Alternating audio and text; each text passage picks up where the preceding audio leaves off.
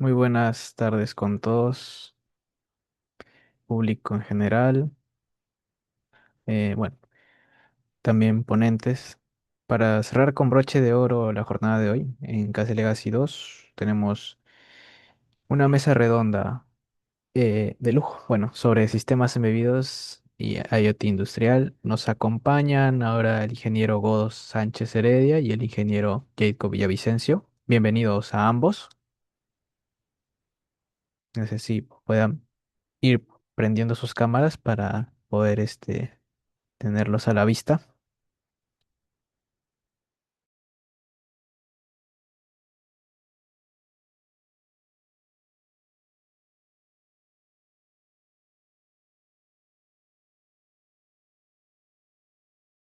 Sí, ahí está.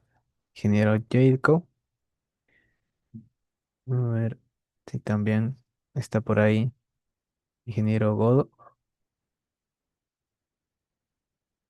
también. A ver. Sí, sí se ve. La- Ahí está. ¿Qué tal? Bien. Buenas, buenas. ¿Se me ¿Qué escucha? tal? Sí, sí se escucha. A ver. No sé si también el ingeniero Jacob quiera probar también su audio por si acaso. A ver, aló, ¿se me escucha? Sí. Ya. Para esta ocasión de la mesa redonda. Bueno, estábamos viendo hacerlo por tres bloques, ¿no? Unas preguntas más que todo. Por ejemplo, para el primer bloque era el prototipo a la industria. Era una pregunta ya, primero para ambos. En la academia estamos muy acostumbrados a trabajar con protoboards, placas como Arduino o SP32. Digamos, ¿cuál es el primer choque de realidad al que se enfrenta un ingeniero cuando debe llevar ese prototipo a una tarjeta PCB de grado industrial? Primero le cedería el paso al ingeniero Jacob y luego que responda el ingeniero God. A ver. Ya, perfecto. Bueno, gracias por el paso, Alejandro. A ver, ahí podría comentar un poco de mi experiencia. En este caso, la primera vez que yo utilicé el SP32 fue para un proyecto que era de un respirador electromecánico. Ahí que fue durante la pandemia, en el que un ingeniero que ya me conocía, que ya trabajaba con el Arduino y otras cositas, me había jalado para ese proyecto, no en particular. Yo ahí netamente me dediqué inicialmente a lo que era la parte del firmware, de poder trabajar la lógica de las electroválvulas, de los botones, de las configuraciones y demás, y otro compañero de la universidad, que ya era prácticamente egresado, se iba a encargar de la parte electrónica. Entonces, ¿qué sucedió ahí? Yo la parte de firmware ya lo dominaba por parte del desarrollo del Laundry, así que y hice la primera propuesta en el Arduino para ese proyecto. ¿Y qué sucedió ahí, en este caso? De que la tarjeta electrónica que yo pensaba que iba a funcionar por el compañero que ya estaba en últimos ciclos, en mesa, trabajándolo con las electroaulas cableadas separadas, la paquita en medio, la fuente de alimentación y todo distribuido, trabajaba sin problemas. ¿Cuál fue lo que nos perjudicó en un inicio?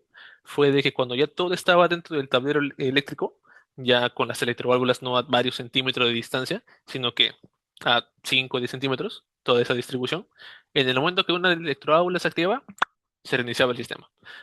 Nosotros dijimos, pero ¿por qué? Si en mi taller funcionó sin problemas. Entonces, nos llevábamos la tarjeta, lo empezábamos a probar, pero aquí sí funciona. Lo volvíamos a instalar y vuelve a fallar. Una y otra vez y otra vez. Y ahí fue donde ya conocí de que justo este tipo de dispositivos, las electroválvulas o cargas inductivas, son las que al activarse, si tus tarjetas de control no tienen las suficientes protecciones, puede terminar afectándola, ya sea dañándola, reiniciándola, o en el peor de los casos que me pasó con las de Laundry, quemándolas o borrándoles el código. Entonces, ese fue el primer choque eh, que me llevé durante el desarrollo de un prototipo, ya para aplicarlo a una aplicación industrial. La no consideración de las cargas inductivas y cómo suprimir esos campos electromagnéticos que generan para que no termine perjudicando a tu microcontrolador y al resto del sistema. ¿Cómo fue que lo solucioné en primera instancia? Como digo, ahí estaba chiquito, estaba en cuarto ciclo, prácticamente. Lo solucioné en este caso, con Snappers. Sé que debe haber más para corriente alterna, pero que para continua, pero por algún motivo justo cuando lo conectaba ahí, como que en vez de que falle el primer clic, fallaba como que al décimo clic, o en vez de que fallase a los 10 minutos, fallaba a las 10 horas. Entonces fue como las primeras iteraciones que fue haciendo. Ya luego me di cuenta que el diseño que había hecho ese chico no tenía ningún aislamiento, ninguna separación adecuada de etapas, todas las líneas se te cruzaban entre ellas y demás.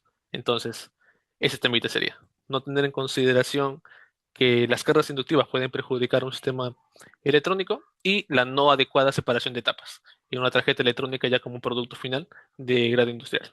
No lo mismo para el laboratorio que para la industria, una aplicación real. Eso sería. Ok, claro. Wow, es una buena experiencia, la verdad, ingeniero Jacob. Ahora, la misma pregunta se le haría al ingeniero Godo desde su punto. Justo iba a comentar un ejemplo muy similar al de Jacob, ya que también me pasó con el tema de electroválvulas. Al activarlas, eso fue para un proyecto de una empresa pequeña en Chorrillos, en la cual era una balanza que avanzaba el proceso y si pasaba más de un peso, mediante un pistón, se activaba una pequeña válvula y empujaba, que era como que un pequeño tupper de uva y lo empujaba hacia otra parte, ¿no? Que tenía que ser pesada nuevamente. Y en ese caso, bueno, yo estaba ahí en sexto ciclo, séptimo, cuando hice el proyecto y ahí no tenía tanto conocimiento de aislación, yo había trabajado full módulos. Entonces, para ese PCB, cada vez que activaba la electroválvula, también se me reiniciaba, me pasaba lo mismo. Y era algo que yo también de ahí fui viendo, ¿no? Que era, tenemos que aislar la misma tierra, porque se trabaja con esa fuente azulcita que venden en Paruro, creo que es el LM925 por ahí. Y todo, la misma tierra de la electroválvula iba retornada a mi PCB.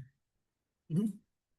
Entonces, ahí fue una de las primeras veces que me di cuenta de que lo que me funcionaba acá en laboratorio, cuando lo pasaba directamente al campo, se requería más, empaparse más, ¿no? Un poco más de la electrónica de aislamiento, el tema de protección a las entradas y salidas directamente. Eso fue uno de los primeros casos que me pasó, ¿no? Que yo activaba, reinicio. Pero ahí, al momento que ya fue madurando la PCB, ya se fue, digamos, solucionando esos temas. Por eso que actualmente algo que, bueno, en mis proyectos trato de implementar es en el laboratorio tratar de replicar lo más real posible lo que va a estar en campo, ¿no? Si, por ejemplo, va a ir a una planta, replicar ese escenario lo más posible dentro del laboratorio, estresar la placa lo máximo, si se quema bien, en buena hora, porque una cosa es que te queme en el laboratorio y otra cosa es que se queme delante del cliente. Entonces, son cositas que ya uno va agarrando. Sí, en esa parte también tienen razón. Mejor que, que no te salga en la parte donde ya estás. Bueno, no hay mucha presión, ¿no? En el laboratorio, donde no esté al que le vayas a vender la placa, que deje de funcionar o tenga errores justo en el momento que se use, ¿no? Justamente eso. Hay que tenerlo mucho en cuenta. Bueno, luego de hacer estas preguntas para ambos, sería bueno hacer una pregunta a cada uno por separado. Primero para Jacob, respecto a la ponencia que dio, habló también respecto bueno, de maker a profesional a nivel de selección de componentes y diseño de esquemáticos. ¿Qué errores son los más comunes que terminan encareciendo o retrasando la producción en serie? Ya, bueno, por una parte,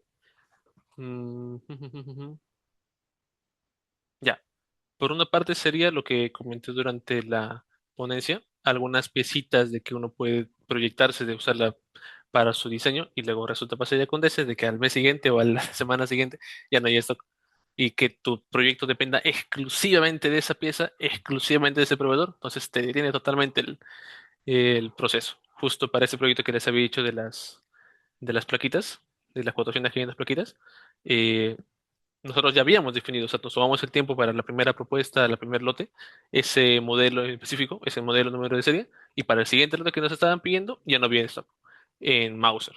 Ya luego tuvimos que pasar a buscar en otros proveedores, que por suerte encontramos en DJK, Y luego para el posterior lote ese, tampoco hubo stock en DJK ni en Mouser.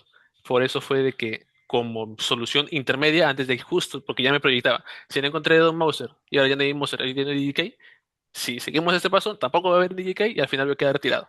Entonces, ¿qué justo hice antes de llegar a esa situación? Buscar alternativas. Les propuse desde esta penúltima compra, oye, al cliente, estoy viendo ese stock, ya como usted ha visto, ha fallado aquí, ha fallado acá, muy posiblemente no hay stock de acá hasta de acá a 2, 3 meses, y hubo, y a la semana siguiente desapareció el stock. Entonces, voy a por si acaso comprar un par de estas resistencias que son más económicas, son igual, misma tolerancia, mismo valor, etc, etc, etc, solamente que son más sensibles a la temperatura. Pero como su aplicación no se dispara ni para arriba ni para abajo, no debe haber problema. Así que compré, se lo ensamblé, tenga cliente, verifíquelo y ya, perfecto. Me lo verificó, dijo que sí, está perfecto, funciona exactamente igual, pasemos. Y justo coincidió porque al lote siguiente ya no encontré en ningún lado. Incluso estaba buscando en tiendas de España hay ese modelo de resistencia porque no había en ningún lado. Por suerte el cliente llegó a validarme esa resistencia en ese proceso y ya trajimos la cantidad necesaria, que eran como 500, no, 300, 100, 200, bueno, como 300, 400 resistencias de ese valor. Eso por una parte, depender de un único proveedor para una pieza en particular. Luego, también, una vez me pasó, los footprints, que no vi adecuadamente el empaquetado, el package, el orden de las patitas, que no coincidía y al final esas placas pues no quedaron operativas. O también no guiarse de lo que es las propias reglas, las propias herramientas que te da el software. En este caso, por ejemplo, Altium tiene una herramienta que te permite saber si has ruteado todas las pistas. A mí como que siempre se me olvidaba eh, ¿cómo decirlo? Regenerar el polígono de cobre, porque en mi cabeza ya todo, no vi ninguna rayita, entonces dije, ah, ya, todo está perfecto. Y cuando mandaba a fabricar la placa, luego veo, oye, ¿por qué eso no funciona? Voy al Altium y resulta que no le di en regenerar, no me di el tiempito de desplegar nomás la interfaz y ver de que todo estaba todo roteado y cero sin rotear, y ya la placa ya no servía. Bueno, podía ser un puenteo, pero era feito, no quedaba tan bien. Entonces ya desde entonces tengo mucho más cuidado con lo que son los footprints y de siempre revisar en mi plaquita, incluso tomo esta captura para que quede eh, prueba de que me tomé el tiempo de hacerlo, de que la plaquita, a menos a nivel de reglas internas del propio software, que todas las plaquitas están ruteadas, todos los polígonos están regenerados y no hay nada sin rutear, para que no me pase, porque sí me pasó muchas veces. Por eso ya agarré esa maña. Y también de lo de las piecitas, no depender de un único proveedor, sino tratar de que si es una pieza delicada, con mayor razón, buscar alternativas. Yo, por ejemplo, esa pieza que le dije del FRAM, yo inicialmente dependía de un único proveedor y cuando se me murió el chip ya no sabía qué hacer. Por suerte, luego resultaba que había más fabricantes que fabricaban esa piscina y ya pues, luego pude empezar a comprarlas. Y el primer proveedor dejó de fabricar, desapareció. Por algún motivo ya no existe en el SSC. Por suerte, como digo, encontré otros proveedores que me permitieron colocar también el paquete. Así que sería eso. No depender de un único proveedor, revisar bien sus footprints y hacer seguimiento del detalle que te dé el propio software de desarrollo de diseño electrónico para corroborar menos en reglas, en las características de que todo esté ruteado correctamente. Ya luego es tu conocimiento de que sí sepas utilizar las normas, tengas en consideración la atribución de periféricos, pero al menos de esa sección sería lo anterior. Sí, espléndida su respuesta. La verdad es que estos también errores nos ayudan a tenerlo en cuenta ya a futuro y tal vez no realizar los mismos, ¿no? Nos ayuda mucho a formarnos como ya ingenieros de manera profesional. Ahora, para el ingeniero Godo, también en su ponencia mencionó los retos de hardware en entornos severos como la minería. Cuando diseñamos el firmware, ¿cómo cambia la mentalidad de programar un microcontrolador convencional a estructurar un sistema que no puede permitirse un cuelgue en campo, ¿no? Porque es importante eso. Claro. Acá, bueno, por lo general, es primero, antes de programar, armar lo que sería la arquitectura. Esto más que todo yo lo aprendí, bueno, en su momento trabajé por una empresa en la cual conocí al que sería en su momento mi jefe inmediato, que era un ingeniero de sistemas, que hacía el rol de líder técnico de programador de sistemas embebidos. Y él en ese caso aconsejaba, ¿no? Antes de tú hacer el código para un equipo, plantea la arquitectura, plantea del momento en que se va a encender, cuando enciende el vehículo, qué va a suceder, después cuando está ejecutándose y si falla en tal tarea, qué tiene que hacer, ¿no? armar lo que sería, en este caso, podría ser el tema de máquina de estados y posteriormente eso reflejarlo en el firmware, ¿no? Pero más que todo, armar una arquitectura. Si vas a trabajar con FreeRTOS, trabájalo con FreeRTOS. Si lo vas a diseñar una máquina de estados, diseña tu máquina de estados. Pero más que todo, teniendo en mente todo lo que puede fallar. Por lo que a veces uno cuando hace el código se confía, ¿no? De que Mm, ya esto sí me ha funcionado acá, pero no ve lo que va a hacer el usuario en campo, ¿no? Porque ejemplo, si yo pongo tres botones, yo digo, el usuario le ha dado las instrucciones, lo va a apretar. Pero el usuario aprieta dos al mismo tiempo, lo presiona varias veces. Entonces, hay que pensar en esa parte, cómo el usuario lo va a tratar en campo y cómo está el planteamiento, ¿no? Y sobre eso, primero armar una buena arquitectura, diseñarla uno mismo y también tener la mayor redundancia posible. Si falla tal periférico, ¿qué hace? Si falla tal dispositivo, ¿qué hace? ¿Qué hace? ¿Qué hace? Y mapear la mayor cantidad de errores posibles, porque decir que un equipo no va a fallar es prácticamente mentirte. Si hasta los mismos equipos industriales como Siemens pueden fallar, ¿por qué no uno de nosotros? Pero es tener en mente, conocer tu sistema y saber por qué falla, ¿no? Si ha fallado tal sistema, tú inmediatamente ya has fallado por tal tema. Pero en la medida de lo posible, reducir, ¿no? Trabajar, por ejemplo, con el Watchdog ante un evento, etcétera, ¿no? Pero es tener la mayor redundancia posible sobre los eventos que pueda pasar y armar una arquitectura propia y sobre esa arquitectura plantear gestiones de errores, que eso más que todo se maneja, ¿no? En el estándar, manejo gestión de errores.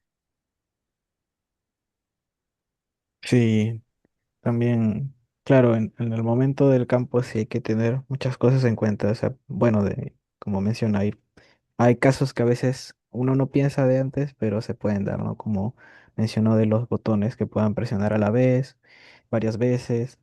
Esa parte a veces solo uno se da cuenta ya después de que lo van probando, ¿no?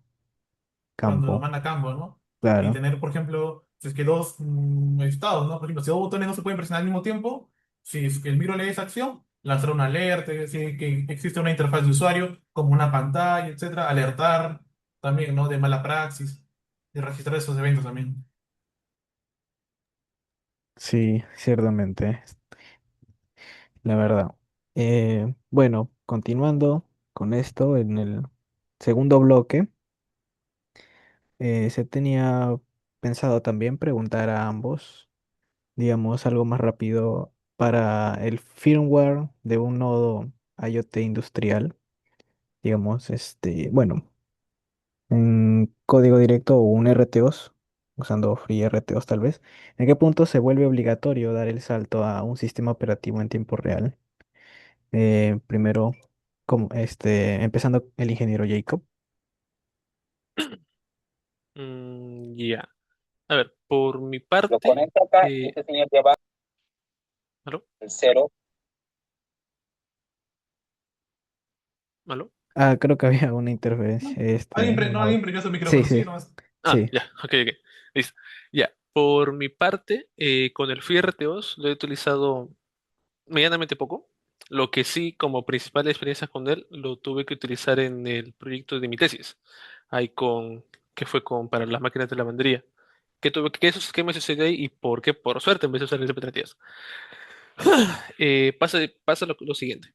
Cuando uno envía información a través de la nube, en este caso era para ese servidor en Firebase que comenté en la ponencia, el sistema como que se quedaba ralentizado por medio segundo, por un segundo.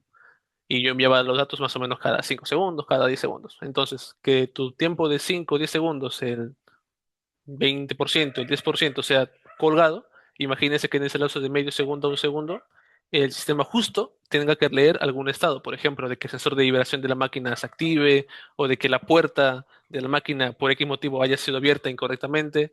Entonces, si yo estoy con mi sistema enviando datos y cuelgo el proceso para poder hacer ese envío, y tengo ese tiempo muerto, capaz al terminar el envío del proceso, la máquina ya se desplantó del piso por ese exceso de vibración. O todo el agua ya chorreó y esta parte sale desperdigada porque la máquina siguió girando.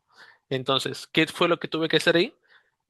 Ahí revisé, porque no había usado hasta ese momento el doble núcleo de SP32 mucho, de que yo podía mandar, bueno, podía hacer que el envío de datos hacia el servidor fuera en un núcleo y el resto del proceso se trabaje en el otro núcleo del SP32. Uno controlaba el proceso principal, por lo que cuando el segundo núcleo tuviera que hacer el envío, no había problema. Este que se quede colgado todo lo que necesite, porque se enfocaba netamente en el envío de datos, y el buque principal seguía recopilando la información de las entradas y de las salidas y del proceso, sin colgarse, sin cruzarse entre ellos. Ese fue el primer caso. Cuando hay procesos que pueden llegar a ser bloqueantes, como viene a ser justo ese envío de datos, ahí sí considero que hay que pasar a lo que es el FreeRTOS, a un sistema operativo en tiempo real. Pero si tus procesos son lentos, ponte si tus sensores o acciones no son tan críticas, no vería tanto necesario. Ahí, si no hubiera tenido esa necesidad de trabajar con la nube, creo que podría haber trabajado sin problemas en un Arduino. Más fue por mi parte migrar al SP32 por memoria, porque ya el código que hacía en el Arduino llegaba al 80-90%, en cambio cuando pasé el SP32 llegaba al 10%. Así que fue más por eso. Y que luego justo resultase que al ser doble núcleo me facilitó esa integración en mi proyecto de tesis, fue excelente. Así que sería eso, menos como experiencia personal. No he trabajado tanto con FreeRTOS, pero en esos casos críticos donde hay eventos que tú no puedes quedarte colgado, sí considero la opción de poder distribuir tus recursos, ya sea en doble núcleo como fue el SP32 o en un solo núcleo como multitarea. O ahí acoplando la idea, en el JWPLC Basic, de lo que les había comentado, en parte estoy utilizando lo que eran los MUX, es para que no se sature, para que el puerto SPI se pueda distribuir adecuadamente entre cada periférico, entre el puerto Ethernet, entre la pantalla gráfica, entre la micro SD, entre el FRAM, para que no se quede atorado en uno de ellos. Si en un tiempo determinado no terminó de hacer su proceso, se libera y pasa al siguiente que lo está requiriendo. Bucle. De esa manera. Eso es lo que podría comentar acerca de ello, desde lo que tengo de experiencia. Claro, sí, la verdad es muy interesante esa parte de usar el IRTOS ya cuando es un poco crítico o bueno, dependiendo del problema que se tenga, ¿no? En esa parte. Yo, la verdad, aún me falta investigar un poco más sobre esa parte del RTOS, pero sí he visto que con esto me queda un poco más claro. Ah, la misma pregunta también estaría haciéndosela a usted, ingeniero Godo. Claro, en esta parte coincido bastante con el tema de Jacob, ¿no?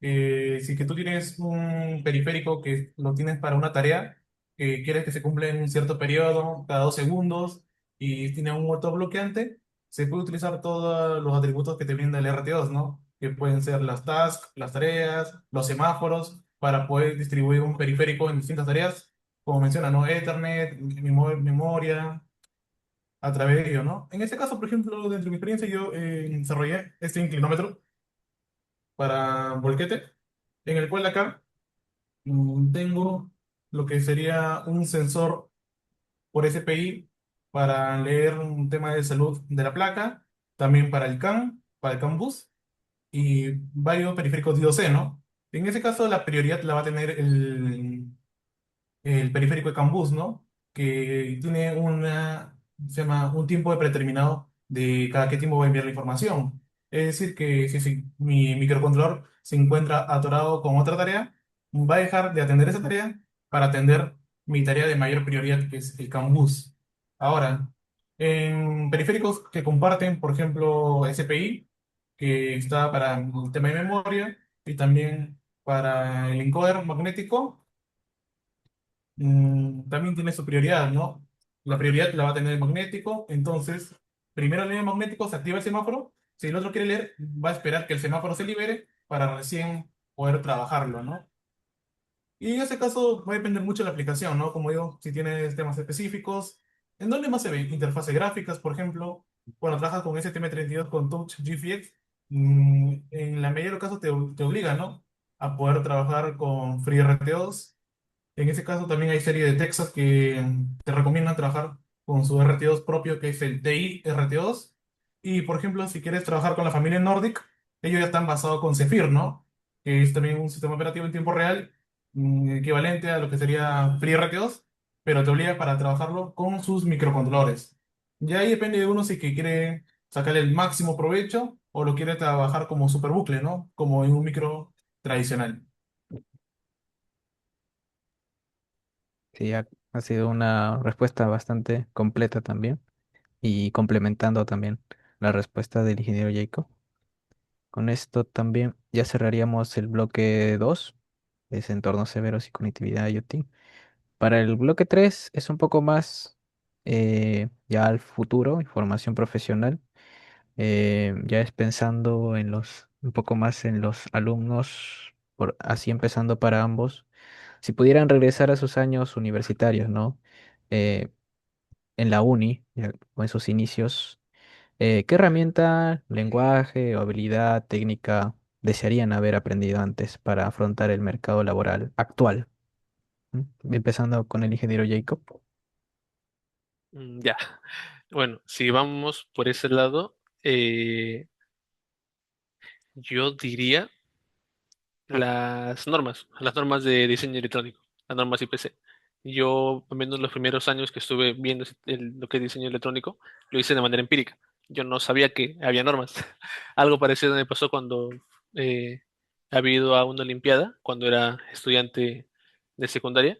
Yo para esa preparación de la olimpiada, yo no sabía que había libros dedicados para cada rama de lo que es la química, química orgánica, analítica y química. Entonces yo estudiaba todo de internet, de páginas web que hablaban sobre diferentes temas y luego cuando pasé la Olimpiada resulta pasé que había libros dedicados, que había toda la información compactada y ordenadita.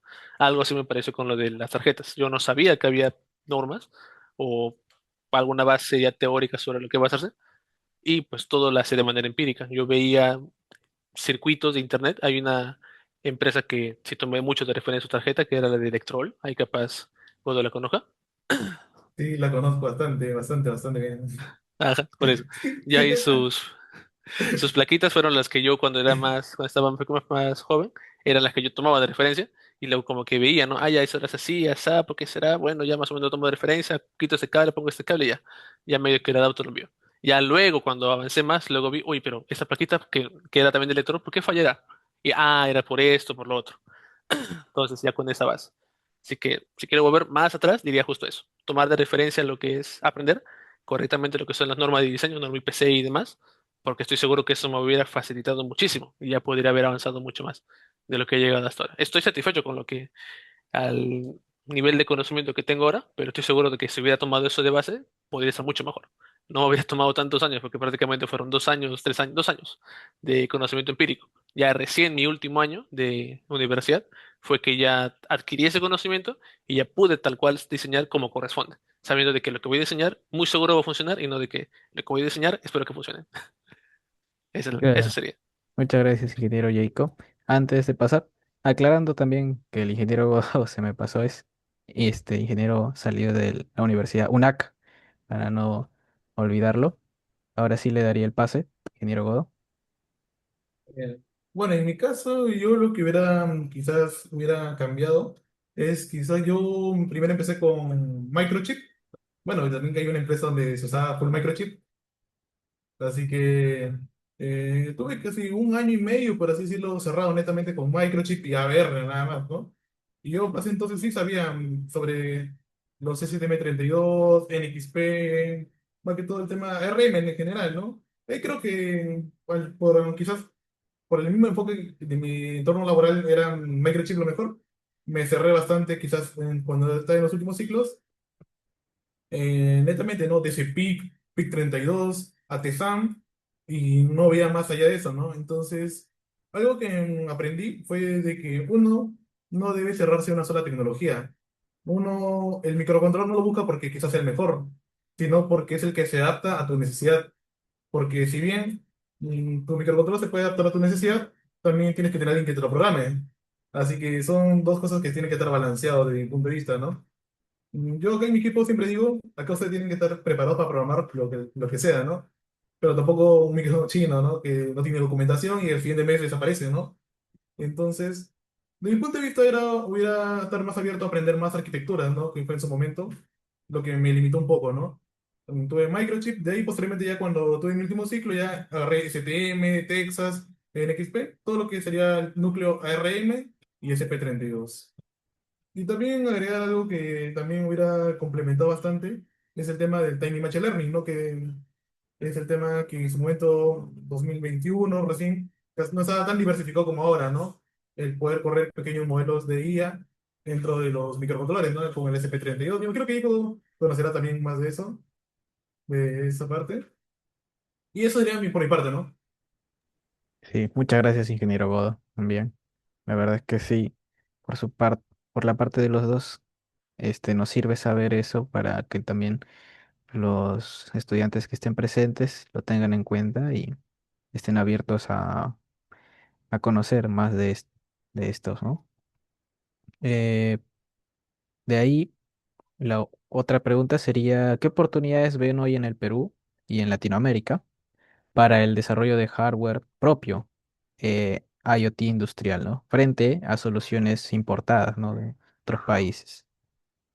Comenzaría primero el ingeniero Godo. A ver. Muy buena pregunta. Es una pregunta bien interesante, ¿no? Acá en Perú, ya que no me dejará mentir, las empresas de desarrollo son contaditas por la mano. Y bueno, lo primero es hacerte un nombre, ¿no? Hacerte un nombre, estudiar el mercado, a qué mercado quieres venderle. Por ejemplo, hay empresas, por ejemplo, Tega que se dedica un poco más al tema de IoT, por ejemplo, en el tema energético, medidores.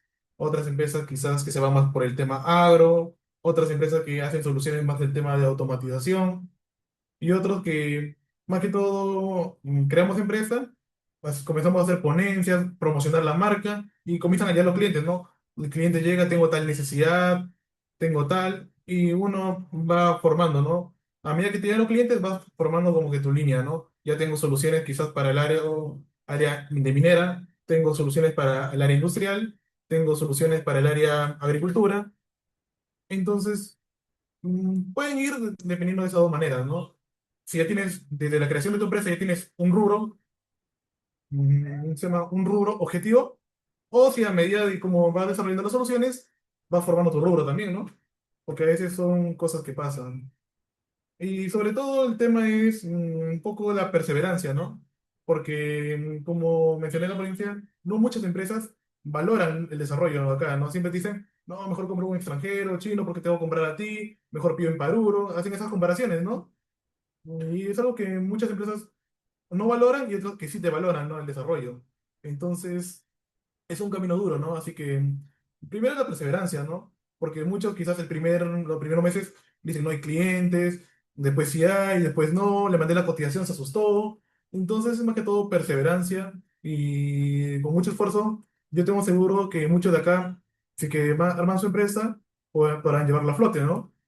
Y es algo que yo creo el talento peruano, como siempre lo digo. Acá hay un chicos muy hábiles, habilidosos, que tanto la programación, diseño PCB, diseño 3D, podemos hacer muchas cosas acá en Perú. No hay nada que enviar afuera, chicos. Claro, muchas gracias, ingeniero Godo, por sus palabras también. Ahora me pasaría el pase, ingeniero Jacob. Ujú. Sí, justo ahí como comenta Godo, lo más importante es la perseverancia. Ahí pues no es que todo desde la empresa actualmente que dirijo haya nacido ayer. En- Extraoficialmente empezó hace 8 años. Ahí yo chiquito, ni siquiera sin un Arduino físicamente, todo lo hacía en simulación, luego corriendo más los bloquecitos, no tenía una mesa, bueno, tenía mi sala que tengo actualmente está implementada, sino que trabajaba en una mesita, más o menos 70 centímetros por 30 centímetros, una encima de la otra para tener mis herramientas en un rinconcito de mi casa. O sea, es perseverancia, como fue un punto uno. Ahora, como punto dos, yo considero que sí hay bastante mercado en el cual uno puede trabajar, al menos en lo que son las micro y pequeñas empresas, que son las que más pueden arriesgar por un desarrollo nacional. Quizás las medianas o grandes empresas sean más reacias a querer aceptar, ¿no? Un producto hecho en Perú o podemos ya más llamado hecho caseramente, que no sabemos que no es casero, sino que son los chinos, pero pueden tomarlo así. Ahí es donde más mercado uno podría agarrar. Y hay diferentes plantas que he ido, principalmente de la lavandería, donde veo que ponen timers, ponen contactores, todo cableado, sin ningún PLC involucrado. Muy seguro, ya sea porque no conocen la tecnología, porque, como comento, por temas de licencias pueden terminar multándolos si quieren ahorrarse costos y le meten el software pirata. Cosa que es lo que he podido llegar a esa conclusión con el pase de los años. Justo de ahí es el por qué decidimos en un momento acá en la empresa no solamente dedicarnos a lo que eran las lavanderías industriales, que fue lo que nació con mi papá, sino de que quisimos abrirnos a más opciones. Justo en el 2024, cuando ya bueno, 2024, claro, 2024, cuando ya me gradué como ingeniero, ya con mi tesis, con mi título, fue de que ahí con un profesor que ya me conocía de todos los años que yo le iba comentando, oye, profesor, mira, estoy haciendo esto, mire qué me sugiere, incluso me sugirió algunas mejoras para mi tesis, fue quien me permitió ese primer proyecto fuera de lavanderías, que fue la automatización allá en el proyecto de Ayacucho, allá en provincia. Y luego partió ese, luego otro profesor que también tuvo todo ese conocimiento que él supo que todos los años estuvo haciendo, que derivó para dos proyectos de mina, luego otro colega también de la universidad que también me jaló sobre, que también sabía que llevaba años dedicado a eso. También eso es también lo importante, los contactos. Que eran o no, creo que varias cositas no hubiera yo podido hacer si no hubiera formado durante mis años de la carrera contactos que supieran que yo hacía eso. Porque justo como comenta Godo, ¿cómo empiezas si no tienes un nombre? Entonces siento que eso El, sí tuve una ventaja que tuve. el networking. Networking, ajá. Ventaja que también me autogeneré, ¿no? No es que haya llegado de la nada. Ellos sí veían que yo dedicaba a eso, se veían que yo comentaba de vez en cuando, que subía mis estadías y así. Entonces de ahí nacieron varios proyectos. Sería eso. Y como comento, ¿no? De esa separación de lavanderías para poder abarcar más mercado, lo que ya hoy en día se ha traducido en pues nuestro querido JLPLC Basic, versión 2.0. Ahí lo pueden ver. Que ya a partir de esto vamos a empezar a hacer una gama de productos. Ya la familia JLPLC. No, y para contar algo, es que también te tienes que preparar para el tema empresarial, porque una cosa es saber desarrollar las PCBs, programar, pero ahora, ¿cómo le negocia al cliente? Mm, Es algo que también la universidad no te prepara para eso. eso. Ajá. Ujú. Y yo no he aprendido todavía. ¿Cómo cotizas? ¿Cómo si cotizas hora hombre, proyecto? De ahí terminas cotizando la primera vez, como ese cotizas más barato y terminas gastando el doble de lo que cotizaste la primera vez. Sí, eso me pasó con ese primer proyecto de Ayacucho. Ya luego, cada proyecto nuevo, ir iterando y mejorando mis formatitos. Ya ponte, acá algunos capaz importan y luego no se olvidan de que tienes que pagar aduanas. No es lo mismo una importación La, de menos de $200 a una de Claro, 200 la a $2000. nacionalización. La nacionalización, o sea, ya es más Sí. carita. En el 30, el 40% son cosas que se te escapan. Luego que te quieran venir a auditar con los chips que ya son correo de frecuencia, y asustado de que me metan multa. Ahí le mandé un audio a mi mamá bromeándole, claro. Le puse un celular, el sonido de una sirena de policía, y acá llorándole, mamá, me van a llevar preso, salgo en 10 años, chao. Ahí es usándola a mi No, no, mamá. a mí me pasó que cuando estuve haciendo prueba con radares por acá, por Surquillo, estaba pasando en una camioneta con un radar así y los vecinos llamaron al serenazgo de que yo estaba espiando algo. Ay, Dios, eso. Pero te vinieron a jalar los policías, a llamar a los No, policías. cuando vi que los serenazgos estaban dando una vuelta, le dije, acelera para el frente y justo para mi suerte, el semáforo se puso en rojo y se quedaron atrás. Ah, te fugaste. Dije, creo que más rápido es poderme que dar explicaciones". Claro, claro. Pongas, ¿no? Hay Bueno, todas esas cositas que sí, hay que tener en no, cuenta. Ujú. no, y Pero lo también para... principal es la Ujú. perseverancia. Eso también. Ujú. Y también para agregar algo último, también promocionales, ¿no? De mi empresa. Que bueno, ya tenemos más de un año. Bueno, ya oficialmente, acá les comparto el LinkedIn. Bueno, también nos dedicamos al tema de desarrollo en Bebio, desarrollo de soluciones y actualmente, bueno, ya estamos, bueno, con algunos clientes en lo que es carrocería y en el sector minero, ¿no? Más que todo soluciones para el sector minero y, bueno, o sea, nuestros principales clientes son carroceras como Volvo, Scania. Sí, el Perú entre ellos, ¿no? Ahí les comparto el LinkedIn y ahí ya estaremos reposteando entre lo que son nuestros productos. Ahí también están los videos de los productos que desarrollamos y también los casos de éxito. Ahí les comparto el LinkedIn. Bueno, no se olviden seguir. Y también, si hay convocatoria, también lo pasaremos por ahí. Claro, muchas gracias a ambos ingenieros por sus respuestas, ha sido muy excelente. También la interacción entre ustedes es muy grata escucharlos también desde sus experiencias. Y más o menos ya dando para el cierre, es si es que tienen el público alguna pregunta, pueden abrir el micrófono o en el chat del Zoom, pueden hacerle a cada uno o a los dos unas pocas preguntas a los ponentes. Y, y también si es que tienen preguntas entre ustedes ponentes, también se las pueden hacer, ¿no? Si tiene una pregunta Godo para Jacob o Jacob para Godo. ¿No? Bueno, por mi parte, segundo sería cuánto tiempo ya lleva en este mundo de los sistemas embebidos. A ver, te podría decir que serían 6 años ya, 6 años. O sea, como eso. Primero empecé como desarrollador de PCB, un año y de ahí 5 netamente de programación. Sí, porque ahí me acuerdo. eh, ahí que empecé como desarrollar, ¿no? En MMJ, ahí empecé un añito. Porque en su momento yo aprendí Altium de justamente. Vino el representante de Altium Latinoamérica, ¿cómo se dice? Miguel Ariza, Miguel justo Ariza, empezó, ajá. sí, Sí, sí, sí. vamos a su contacto, siempre para cambiar el número. Y bueno, me enseñó Altium, comencé a aprender las herramientas, porque ahí fue un proceso inverso. Yo aprendí netamente el software y de ahí comencé a aplicar el conocimiento de diseño, ¿no? Porque una Mm. cosa es saber diseñar y otra cosa es saber usar el software. Porque ahí hay un debate mucho, ¿no? Muchos debaten que Altium es el mejor software, que KiCad es lo mejor. Entonces ahí yo siempre digo, el que diseña, el que sabe diseñar, tanto con normas como el tema de conocimiento electrónico, va a poder diseñar en cualquier software. Le Mm. das IO, le das Ares, te va a diseñar muy bien. Pero obviamente que hay software que te facilitan más la vida, con Eso. sus plugins. Ujú. Y también va a depender también si el diseñador que se crió con KiCad quiere migrar a Altium o por trabajo. Al final son cosas relativas, pero al final ya cada uno decide con qué trabajarlo, ¿no?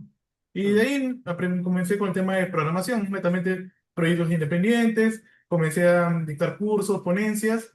Bueno, entre ellos con los que inicié también creo que fue con CAS, también con una rama de San Marcos. Y poco a poco también, bueno, se puede hacer entre comillas, ¿no? Que me comencé a hacer un nombre dentro de la comunidad de desarrollo. Y por ahí también fueron surgiendo proyectos independientes. Fundé mi primera empresa, justo como me comentaba, cuando no tienes la formación de gestión empresarial, no sabes cómo administrarla. La primera empresa, bueno, en paz descanse. Y bueno, ahora con toda la experiencia en distintos rubros, como es en la minería, sector biomédico, que también tuve un tiempo.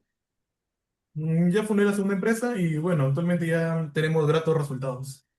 Mm. Al final son idas y venidas, ¿no? Dentro del rubro, ¿no? Porque cuando siempre digo que el tema del rubro de desarrollo embebido puede ser entre comillas de lo más ingratos, ¿no? Porque sufres, te va bien, nuevamente sufres, te va bien, ¿no? Y es perseverancia netamente para tener un rubro competitivo dentro de lo que está acá en Perú y sobre todo sobresalir, ¿no? Porque al final, si tú te quieres ganar un nombre, tus productos no deben fallar y también ser competitivos en el mercado. Mm. Mm. Claro, claro. Por mi parte, Jacob, te preguntaría, mm, en tu experiencia respecto al diseño, diseño electrónico, ¿cómo tú diseñas, mejor dicho, mejor esta es la pregunta, cambia de preguntas. Respecto a ¿cómo es que tú diseñas los productos? O sea, ¿planteas desde una etapa de diseño de producto o a medida de la solución? Por ejemplo, en tu PLC. O sea, Mm. Ya, bueno, en este caso, ¿producto para la empresa o producto para un cliente? por ejemplo, el producto para ti, por ejemplo, el PLC, ¿cómo lo imaginaste? O sea, ¿empezaste desde la electrónica o ya tenías pensado el bosquejo del producto final? Ah, bueno, claro, tenía primero planteado contra qué iba a competir. O sea, primero ver cuál era analizar el mercado, porque si yo lo diseño, le pongo, no sé, 100 salidas, 100 entradas, y pues, ¿qué viene acaso si nadie va a comprar eso? Saldría carísimo, no tenía con quién competir para nada. Entonces primero me planteé, ¿no? ¿Contra quién puedo competir? Ah, ya, la serie logo de Siemens, por ejemplo. Me puse a ver los PLCs del logo, otros PLCs de características similares, qué tienen, qué no tienen, y ahí luego fue donde vino. Ah, ya, ¿será cierto que capaz los PLC logo rondan en el precio aproximadamente que estoy ofreciendo mi PLC Basic, pero a un precio que oculto que no te comentan, las licencias? Eso es algo que no te lo muestran directamente y que cuando ya uno está a nivel de empresa, si no tiene en cuenta, lo pueden multar. Y luego vi, uy, acá tengo una ventaja. Luego vi, oye, este PLC tiene esto, pero yo le puedo meter esto, ahí tengo una ventaja más. Tiene menos salida y tengo más salida, uy, ahí tengo otra ventaja. Y así, y así, y así. Entonces, primero partí de la competencia, contra qué iba a competir, y luego en eso aterricé la idea de la cantidad de periféricos, características que va a tener mi sistema, y ahí empecé a diseñarlo. Esa fue la secuencia. Y ya luego, cuando es un producto para un cliente, ahí sí me enseña lo que él requiere. El cliente requiere A, B, C, D, yo le pongo A, B, C, D y capaz algún E, por ahí coladito. En caso esté dentro del presupuesto y que no haya problemas. Pero claro, ahí ya con los clientes sigue aprendiendo, al menos a nivel de pagos, sí especificar las fechas de los pagos, ir atrás. Porque un cliente me quedó debiendo por O sea, eran varios pagos y como que uno de los pagos se atrasó 2 meses. Y ahí dije, necesito que me adelante porque si no el siguiente lote no se lo doy. Y ahí ya me metieron los pagos pendientes. Entonces ahí sí Sí. que sus contratos, sus cotizaciones tengan bien indicado cuáles son la forma de trabajo. No para perjudicar al cliente, sino para que ustedes se cuiden. Sí, también el tema de cobros es bastante, es de cuando al una empresa, que, bueno, que también de qué tipo de empresa, ¿no? Si es una pyme, otra que ya tiene pagos programados, ¿no? Si te sales fuera de fecha, no presentas la factura, no subes al portal, te terminan pagando dentro de un mes posterior y también, como uno tiene gastos recurrentes al mes, te perjudican. Y Ujú, también ujú, son ujú, cositas que no te enseñan. ujú. Eso mismo. También, claro, lo que es mm, el porcentaje de adelantos. Algunos atracan 50%. 50%, 70%, otros dicen No, no, tiene 20%. mi caso de ley siempre 50, si no, ve para uno. Ponte, ¿no? Ahí con esa empresa que no me quería dar tanto de golpe, por eso fue que lo repartimos en lotes. O sea, si no me podía dar el 50% porque si era un monto medianito. Entonces ya, lo repartimos en lotes y cada lote ya como que cubría, ¿no? Cada avance. Como que traté de que todo el ingreso inicial, tratar de ya usar la mayor cantidad de insumos para que todo lo demás ya fuera lo restante, ¿no? ¿Verdad? Y tú también manejas, o sea, me imagino que manejas también el tema de patente, ¿no? Para que no te copien. Estoy viendo justo también eso. Hay ya varios más necesidades de que vea lo de las patentes. Quiero Sí. ver lo de Porque tu patentar. PLC, yo sí les, aunque, bueno, esta es la primera vez, chicos, para todos los presentes, primera vez que hablamos así face to face Ajá, con Jacob, pero sí, ajá. creo que nos sacamos de buen tiempo. Sí, sí, sí, ahí sí, sí, sí, sí he Mm. escuchado tu nombre, Godito. Sí, Por eso justo te y preguntaba, no bueno, sé cuánto ya llevas sí, en lo que y es este rubro. entonces, porque el PLC de Jacob yo lo he visto, bueno, lo escuché hace tiempo, o sea, no es algo que yo recién lo escuche, ¿no?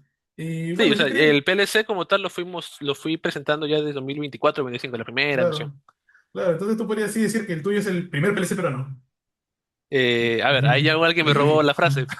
Claro, justo quería ese tema. Sí, sí, sí. O sea, ahí hay un temita, ¿no? De que yo, ya estando en MJ, ahí yo mencioné al profesor de que estaba haciendo mi PLC. Ahí no sé si de ahí pues su Inca Logic Base salió de mi JWPLC y dice que ya le había comentado que estaba haciendo. Pero al menos, por mi parte, a nivel de productos, sí estoy más que satisfecho. O sea, no siento que le tengo algo que envidiar al PLC que hicieron de ahí en MJ. Al menos por eso parece tranquilo. Y claro, tengo toda la documentación que acredita que es mío. Lo que sí faltaría son las Mm, patentes. Pero como las patentes sí, son caras, ujú. son, son caritas, un poquito Claro, caritas, eso es lo que también me limita un poquito, ¿no? Pero, o claro, sea, algo que ¿mm? sí, bueno, en mi empresa, algo que sí corrimos mucho, bueno, es el tema de patente, ¿no? Porque al final, mm, eso fue lo que me dijeron cuando inicié con la anterior empresa, es, una empresa se hace valer por la cantidad de patentes que tenga también, ¿no? Y es Ah, algo, bueno, sí, exactamente.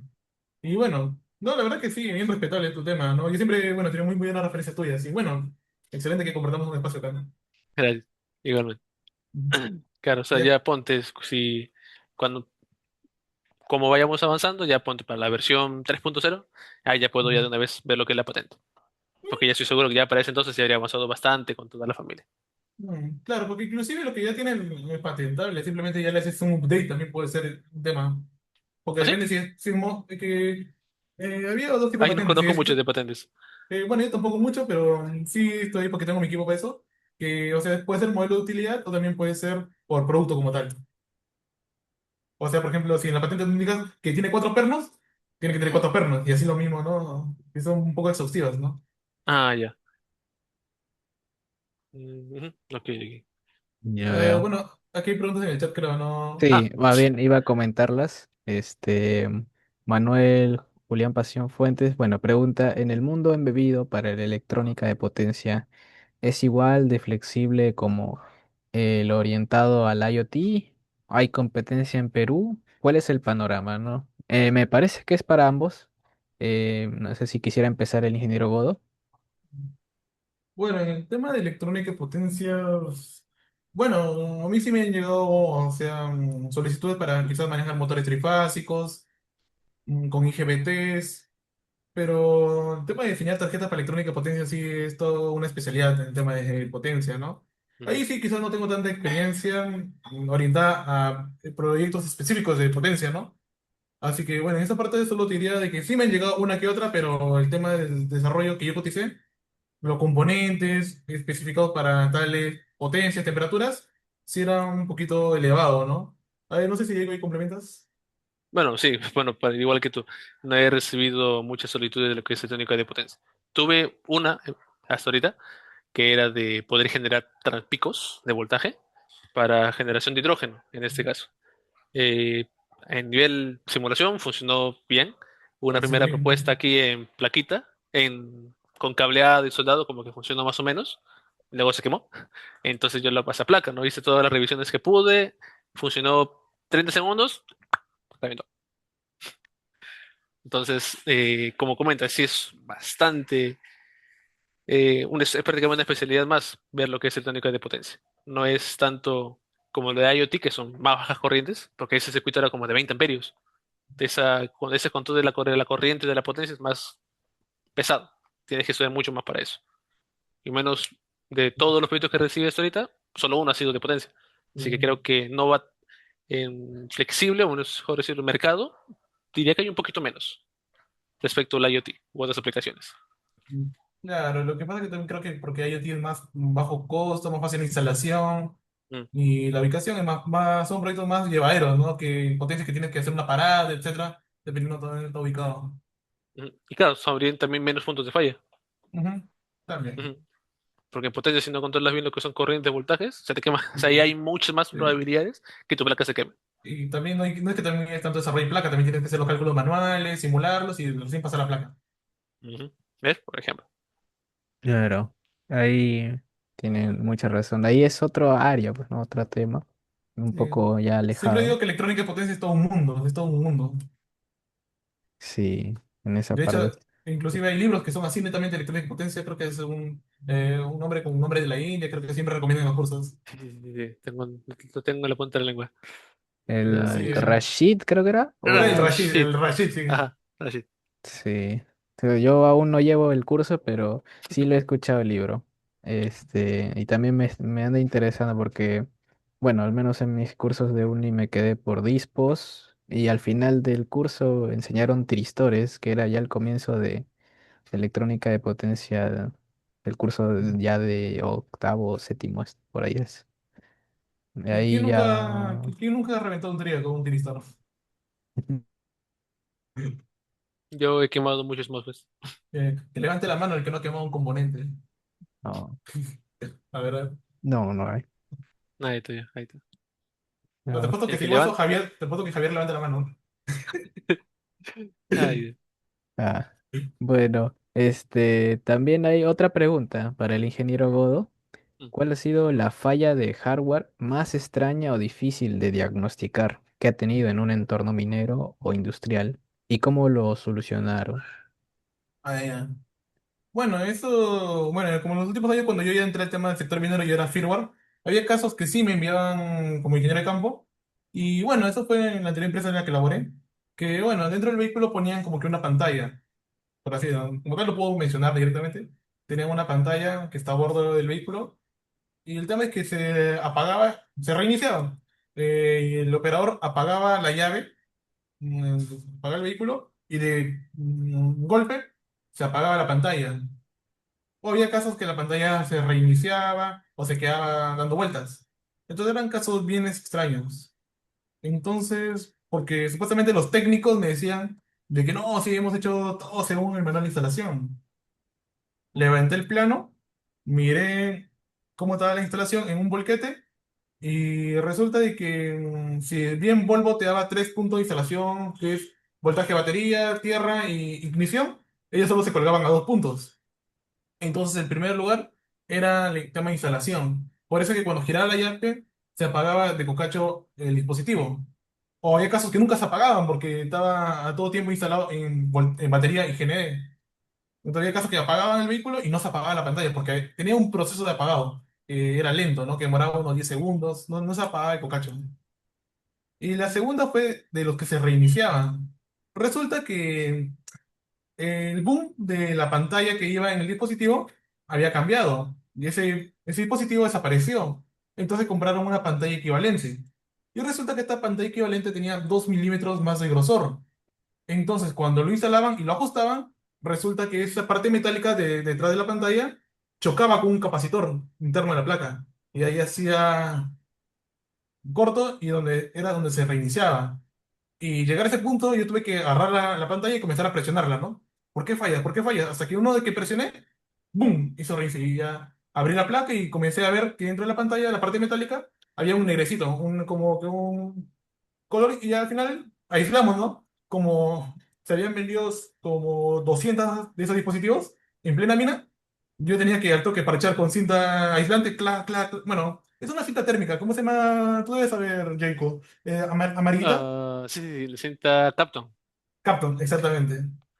Y con eso estuve 3 días en la mina parchando las pantallas. Clac, clac, clac, clac. Porque no podían mandar a Lima las 100 que habían vendido. Entonces fue todo un tema ahí que tuve en modo Malvinas estuve. Caso. Bueno, es un poco graciosa la experiencia y irónica, justo. Bueno, ahí veo que también hay otra pregunta. ¿Cada cuánto tiempo hace mantenimiento de las soluciones IoT especializadas que han desarrollado y cómo manejan la actualización de firmware? Bueno, dice un ejemplo, OTA, dice. Bueno, Mm. ahí Jacob, tú primero. Sí, Jacob. Ah, ya, bueno. Por mi parte, de lo que son las tarjetas de lavadora, mantenimiento le hago cuando me llaman. Ahí ya más depende del cliente hasta que se le ocurra llamarte de que algo ha fallado. Ahí uno va. Pero en general, más ha fallado lo externo. La parte electromecánica, las electroválvulas, el motor, el tambor de la propia lavadora. Eso es más lo que ha fallado. De tarjetas falladas, quizás las más antiguas, esas sí ya incluso las hemos ido retirando del mercado. Le hemos dado la opción al cliente de que, oye, gracias por haber confiado en mí en las primeras versiones, entonces de lo que yo cobro por la tarjeta más moderna te lo voy a dar a un descuento. Ahí para poder reemplazártelo como alternativo. Ahora, de lo que es la actualización del firmware, eso sí lo estamos ahorita en la última versión del JLPLC Laundry. Estamos también viendo cómo, ahí está, ¿no? De cómo incluirlo, las actualizaciones por OTA. Ahorita primero estoy dejando lo más fino posible el firmware. Ya llevo como un mes actualizándolo todo, todo, todo, todo.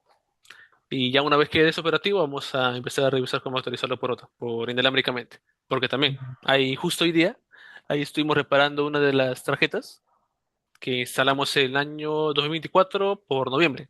Ahí justo yo siempre en como viene con pantallita, yo le pongo la fecha de instalación y el número de serie. Entonces ahí yo sé cuándo fue instalada para volver a subir el código con esa fecha y saber que ya vence su garantía. Entonces, esa tarjeta tenía una versión súper antigua de mi código. Yo ya estoy en la 1.3.4 y tenía la 1.2, o sea, hace 2 años prácticamente. Año y medio. Ujú. Ya cuántas cosas hay mejor antes entonces. Y sería práctico de que yo pudiera simplemente desde acá, digo, cliente, un favor, aquí ingrese estos parámetros y ya se conecta a internet y ya la actualiza a la versión más reciente, por ejemplo, ¿no? Eso estaría muy, muy interesante de incluir. También en el JLPLC Basic estamos viendo la opción, es la idea como producto final, ya con el ecosistema, de que lo podamos actualizar también por OTA, tanto inalámbricamente como por puerto Ethernet. Son las cosas que estamos viendo, porque los PLCs normalmente se actualizan por puerto Ethernet, no es que tenga un puerto USB al cual le puedas actualizar fácilmente. Ponte que eso está en una planta, una parte bien lejana. No te vas a ir hasta donde esté de la planta con tu laptop y quedarte ahí plantado hasta que sube el firmware. No, pues más práctico sería que por puerto Ethernet, a través de OTA, lo puedas actualizar. Por ejemplo, bueno, por puerto Ethernet lo puedes actualizar. O por micro SD, sería la otra aplicación. Hasta por ese con una membresía, sí. Algo así estoy viendo también de la opción de las actualizaciones, Franco. La idea es, ponte con el Laundry, es, bueno, más que membresía, como dos versiones. Una es de que dar la opción de que tenga el sistema dos modos, modo usuario y modo administrador. El modo usuario tiene el código en general, pero con edición de parámetros globales, y el modo administrador tenga todo el programa y con edición de cada pasito, cada receta, de manera independiente, como un precio extra. Y lo de OTA, bueno, no lo de OTA, más que todo inalámbricamente, sea para que ellos puedan tener toda la data de su máquina. Cuántos ciclos se ha hecho, cuánto tiempo se ha utilizado, cada cuánto se recomienda hacer mantenimiento. Ahí vendría excelente para que sepan el teléfono le diga, oye, esta máquina ya he usado 6 meses, te recomiendo que hagas un mantenimiento.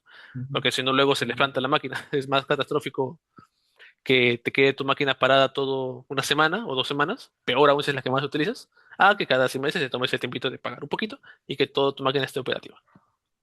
Te quisiera todo eso. Mm, Mantenimiento cada cuánto que me llamen. Yo sugiero cada 6 meses. que le dé una revisadita. Lo del OTA, actualizarlo por Ethernet o por Wi-Fi según lo que sea la aplicación. Y lo de la membresía, también será muy interesante incluirlo. Claro, a ver ahora el ingeniero Godo, tal vez. No, la verdad que sí, yo sí soy loco spam.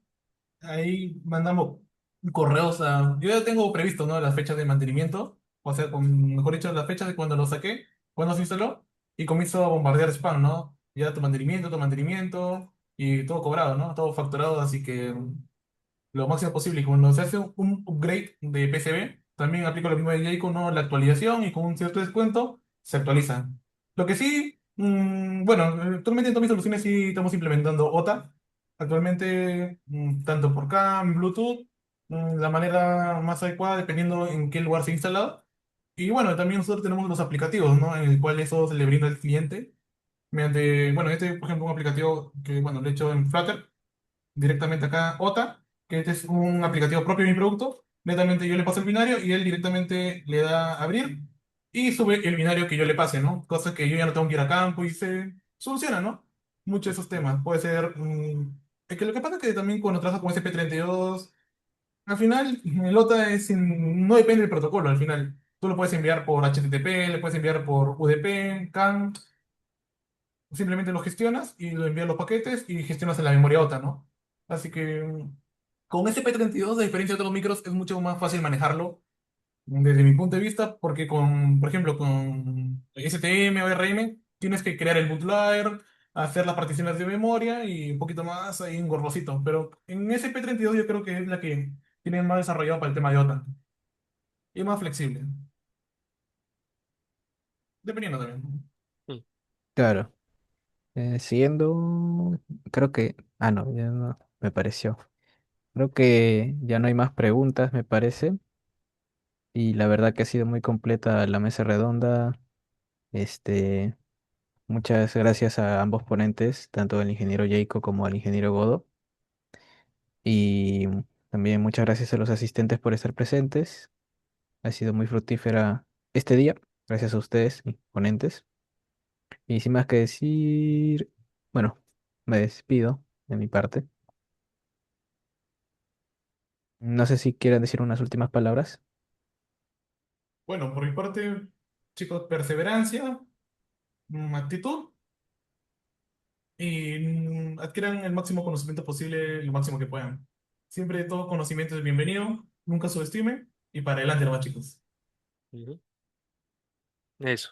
Y también lo de que el cómo nació la empresa. Si todos dicen que no se puede y tú estás seguro de tu idea, debe ser tú el que al final lo termine desarrollando.